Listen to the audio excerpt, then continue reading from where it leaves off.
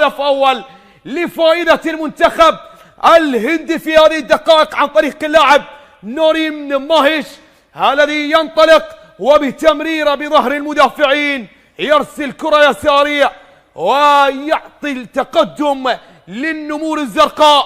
يتقدم المنتخب الهندي من هناك. نعم، منتخب متطور جدا بلمسات باتت واضحة عن طريق الكرواتي أجور ستيماك الذي قاد المنتخب.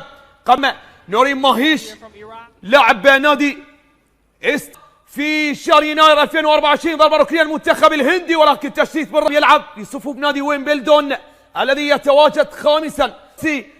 في كرة من هناك على اليسار، تمريرة محاولة لسود الرافدي، تسديدة صدت من هناك وتحولت إلى ضربة ركنية. بطاقة صفراء. ماذا هناك؟ ماذا هناك؟ هل هناك لمسة يد؟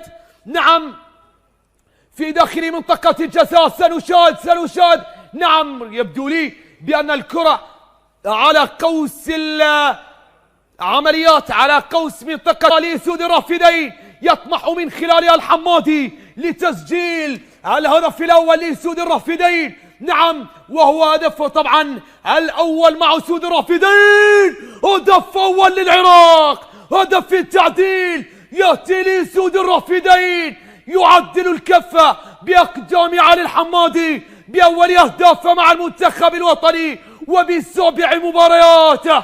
يعدل الكفة ويعود بسود الرافدين إلى التحدي، إلى المنافسة مرة أخرى بتسديدة قوية وعلى يمين الحارس، على الحارس جاي البطاقات للوصول إلى المباراة النهائية. وأيضا السلام القوي والتحية نعم باستفادة أكبر وأكبر، خصوصا طبعا نحن نحتك مع جانبي المنتخب الهندي عن طريق اللاعب سانديش، اللاعب المدافع الذي يعتبر ثاني الأكثر مشاركة في قائمة اللاعبين. ألف سلامة. تدخل من هناك، تمرير على اليسار، فرانس الذي يعرف كثيرا هذه الأرضية، خصوصا بأنه طبعا خاصة بأنه خاض مع نادي بورت تايلاند. وأيضا إلى الأمام بركلة الجزاء، يرسل كرة عالية، محاولة خطيرة، جول. الله،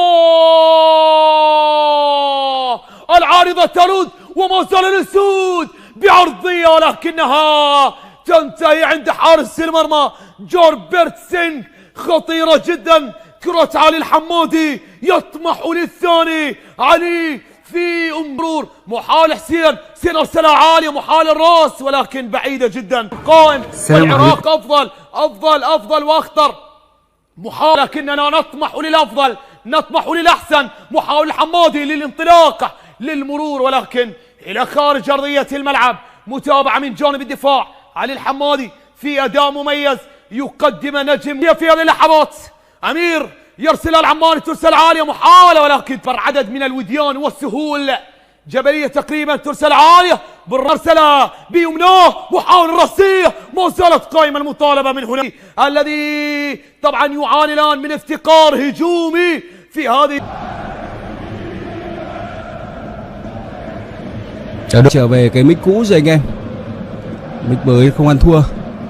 Đến khi là kết thúc 90 phút thì hai đội của chúng ta sẽ giải quyết trên loạt penalty anh em nhé. Sẽ vẫn phải có một đội chiến thắng để có thể vào chung kết.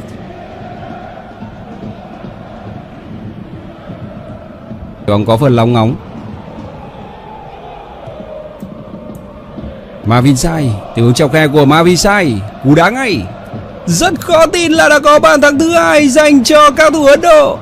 Tình huống đốt lưới nhà của thủ thành bên phía Iraq, anh đã nở một nụ cười rất tươi, rất khó tin. Sau khi đã đẩy ói bóng và đã tạo ra bàn thắng thứ hai cho Ấn Độ thì thủ thành bên phía Iraq Hashim đã nở một nụ cười rất tươi. Chúng ta cùng xem lại tình huống hy hữu này đến với thầy trò huấn trường Igor Stinak. Tình huống chọc khe là ấn tượng của tiền đạo áo số 9 Mavinsai. Cú đá sau cùng của cầu thủ Ấn Độ không quá khó, nhưng với sự chủ quan của chính mình thì Hashim đã buộc lòng phải vào lưới nhặt bóng. Cả hai thủ môn của chúng ta đều là những người mặc bằng đội trường.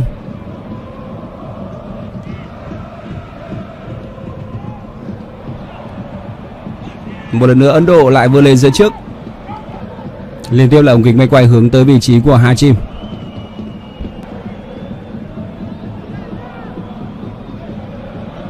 Rằng ở đây với sự lớn mạnh của 8xBet có khá nhiều những website đã mạo danh và để an toàn.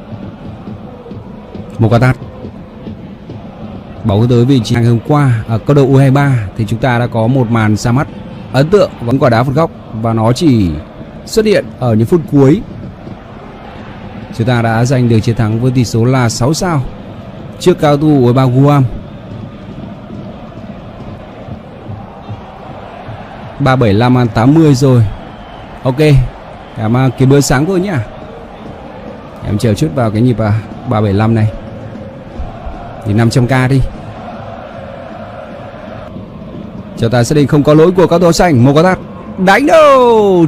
Họ luôn có đủ nhân sự để đưa ra những pha cản phá bên phía các thủ Iraq. Người đã phải nhận thẻ là tiền chỉ thủ màu số 16.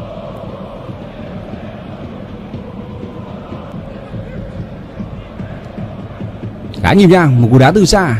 Iraq rất tích cực sút xa trong trận đấu ngày nay. Và ra chân của số 20. Tiền về Rashid.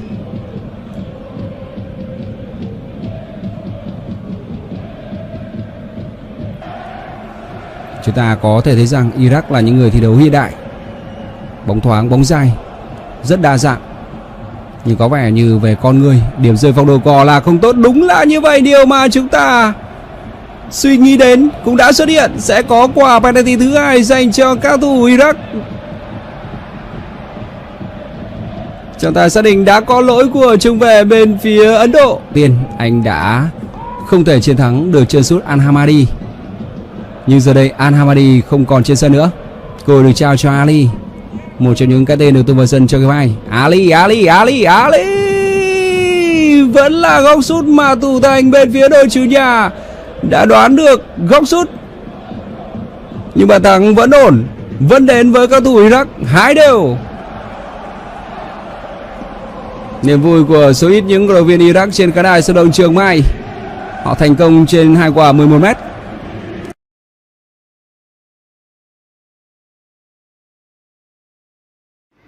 السلام عليكم ورحمة الله وبركاته. موعد مباراة العراق والهند في كأس ملك تايلاند. تأتيكم مباراة العراق وتايلاند والهند في كأس ملك تايلاند اليوم الخميس الموافق 7 من سبتمبر 2023. القنوات الناقلة للمباراة تنقل المباراة فقط وحصريا عبر تطبيق المنصة العراقية عبر جوجل بلاي وأندرويد وآي أو إس.